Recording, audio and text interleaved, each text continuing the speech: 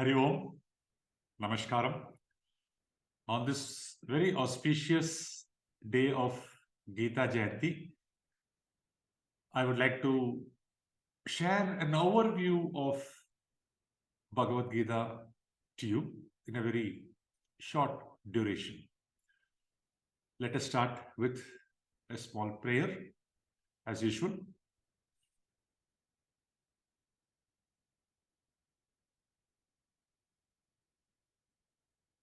Om Shri Gurubhyo Namaha Harihi Om Sahana Vavatu Sahanau Bhunaktu Sahaviryam Karavavahai Tejasvinavati Tamastu Ma Vidvishavahai.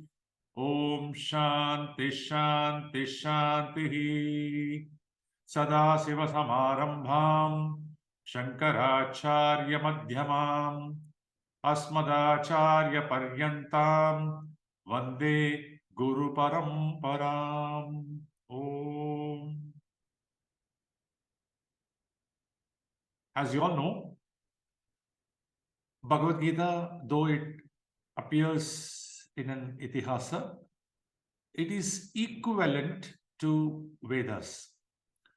It presents the essence of Vedas very beautifully and has many answers to real life problems.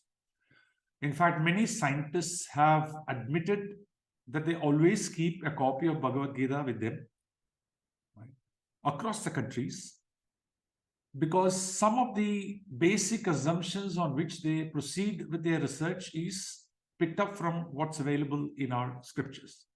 Right. The objective of today being a very, very wonderful day, I thought I will present a very broad overview of Bhagavad Gita and share with each of you. Let me share a small presentation.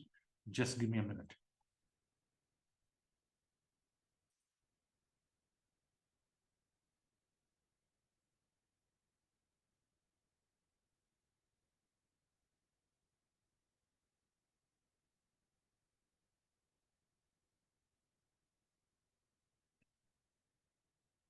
I have titled this session as Greatness and Architecture of Bhagavad Gita. I believe a lot in understanding the architecture before I go into details of any subject, because the architecture presents a very strong foundation and makes the understanding of the details easier, right? Okay. If you look at a fundamental human problem, it is a feeling of inadequacy, a feeling of incompleteness, right? That I feel something is missing in me, right? Now, this feeling of inadequacy and feeling of incompleteness makes us set a lot of human goals and keep achieving them. Puja Swami Dayananda Saraswati ji always used to say that we are uncomfortable with distance zero. What's the meaning of distance zero? I have a goal which I'm yet to achieve. I am here and there is a positive distance. And I keep reaching towards it and I achieve the goal. There is a distance zero. And the moment there's a distance zero, we feel very uncomfortable. We set another goal and then create a distance, right? In fact, many people, after achieving a goal, they don't even stand there for a while to just enjoy what they have actually done. They're not. So the fundamental human problem is constantly we are feeling inadequate and incomplete, right? And the human goals can be broadly looked at as security related, peace related, happiness related. In short, it can be called as SPH. Now, Bhagavad Gita offers a lot of solutions to this specific human problem, right? In this picture, you will see that the sun is hidden by the clouds. That doesn't mean sun is not existing. It is there. It's just hidden by clouds. In the same way, what Bhagavad Gita says is SPH, security, peace, and happiness, is already there in us. but it's just that it's covered by some layers, okay, some clouds. What are these layers? Bhagavad Gita says it is covered by 3 distinct layers of clouds. Okay. The first layer is malam, or impurity. If you look at this water, there's a lot of impurity, right? So this is the first layer that covers SPH. Right? What are these impurities that we are talking about? It's also called as malam. What our scriptures have been talking about, the kama, krodha, lobha, moha, mada, matsarya, the desires, the anger, the hostility, the greed, the delusion, right? The arrogance or the vanity and the jealousy. Of course, here the desires, what desires are spoken about is the desires that are at the cost of someone else, the desires that are not according to dharma, right? Like I have a desire to make profits, but in the process, I pollute the climate, right? I have a desire to own something, but that is already owned by somebody, so I want that somebody to come down. So here, valid desires within the framework of dharma are not questioned. Okay. It is desires which are at the cost of someone else. That's what is primarily spoken about, right? So the 6 malams, the 6 different impurities, is the first layer that covers SPH. So how do we handle this? We need a tool to handle any problem. So these 6 malams have to be shot down, right? And we need an AK-47 kind of a machine gun for it, right? So the tool that is used here as per Bhagavad Gita is a tool called Karma Yoga, right? I'm only presenting the broad overview of Gita here, right? So the tool presented to remove the malam is Karma Yoga.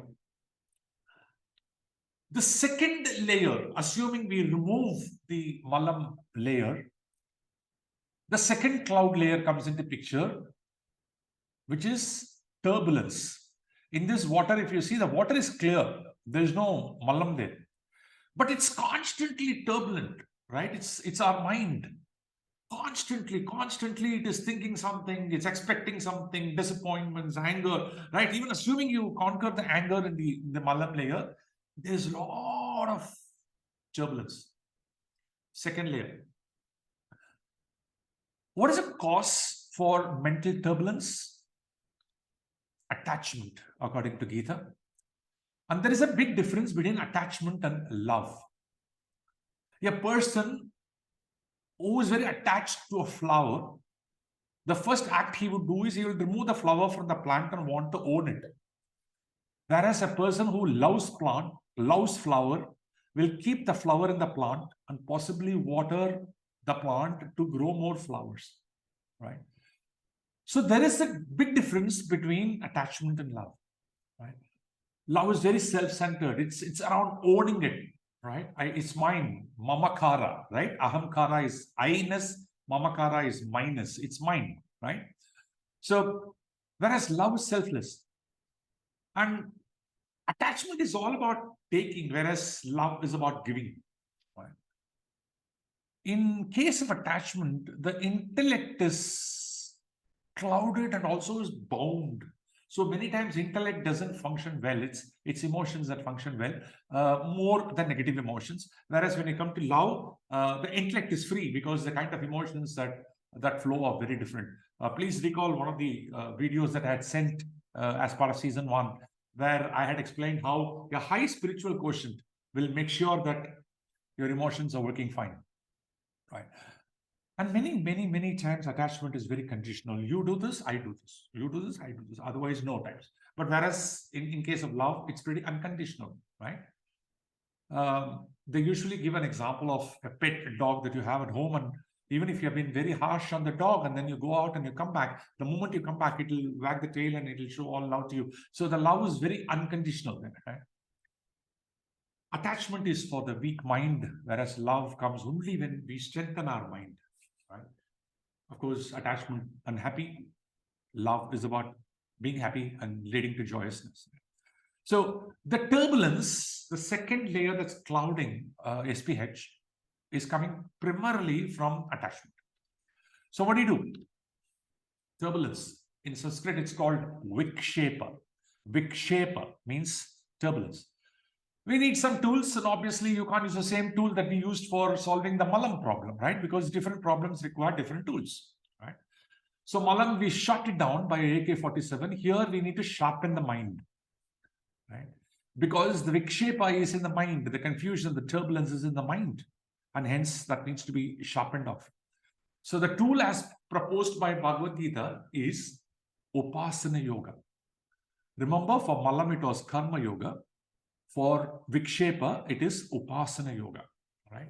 Upasana Yoga is proposed. Then, even if when the Vikshepa, the turbulence is removed, there is a third and final layer which is sitting there. Remember, Malam is removed and turbulence is removed. Your mind is very calm, right? But still we have a problem of ignorance. If you look at this picture very carefully, there are no two fishes there. There's only one fish. I always have a confusion whether fishes is a plural for fish or fish is a plural for fish. I choose to use fishes, okay? All right. Now, if you carefully see, there are no two fishes, there's only one. In fact, the water is so pure, that the reflection of the fish is also seen as another fish. It's actually no. What is this Ajnanam we are talking about, right? It's also called as Avaranam, right? That means I am different from the world is different from me. That duality, that is the ignorance that we are talking about, right? Everything in this world is connected, it's single whole, single picture, right? That awareness is not there, right? Ajnanam. So what do you do with this Ajnanam? Even assuming Malam is removed, your Vikshepa is removed, we are still stuck with Ajnanam, that I am different from somebody else, right? So the third layer that covers the SPH is ignorance, called as Ajnanam, also called Avaranam. They are synonyms in Sanskrit, right? Obviously, we need a different tool for this, right? We shut down Malam. We sharpened our mind using Upasana Yoga. Now, ignorance can be removed by scriptures and scriptures, only looking at scriptures as a pramana, right? Jnana Yoga is proposed by Bhagavad Gita. Right? Now, there are three distinct cloud cover on SPH, and we have a tool in Bhagavad Gita for each of it, right? The tool is Karma Yoga, Upasana Yoga, Jnana Yoga, right? And the three layers of cloud need to be removed in that particular order, right? Excuse me. Now, Karma Yoga, Upasana Yoga, and Jnana Yoga, as proposed in the Bhagavad Gita, very nicely reveals the SPH to us. That means SPH is already there. It's just that they're clouded, right? So all these three put together removes the layers of clouds and exposes the SPH which is already there. A very, very, very important concept here to be understood is it is not Karma Yoga or Upasana Yoga or Jnana Yoga. Let's understand this well. Karma Yoga serves the particular purpose of removing the Malam. Upasana Yoga serves another purpose of removing the Vikshepa. Jnana Yoga serves an important purpose of removing the Avaranam, the Jnanam. So it is never connected by or, it is connected by and. That means, Bhagavad Gita says, Karma Yoga and Upasana Yoga and Jnana Yoga are important for us to realize that we are already free. Right? Now, how Bhagavad Gita is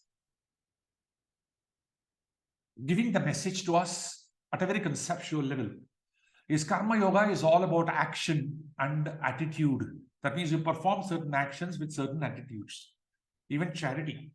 I've seen some people doing with very arrogant attitude. They have lots of money. They say, come on, take it. I'll give you, take it. So it's not just about action. It's also about action and attitude with which we do certain things. Is there an attitude of gratefulness? Is there an attitude of thankfulness? Right? We will see that as we move along into season 2 a little more, right? Upasana yoga is about the mind. Mind is always extroverted. It's always wandering here and there. It's restless and turbulent, right? Upasana yoga is about handling that. And Jnana yoga is about inquiry into the real nature of self. Who am I, right? So what Bhagavad Gita does is gives us a very beautiful, detailed knowledge on all these three yogas or all these three tools to solve three different clouds that are hiding our SPH, right?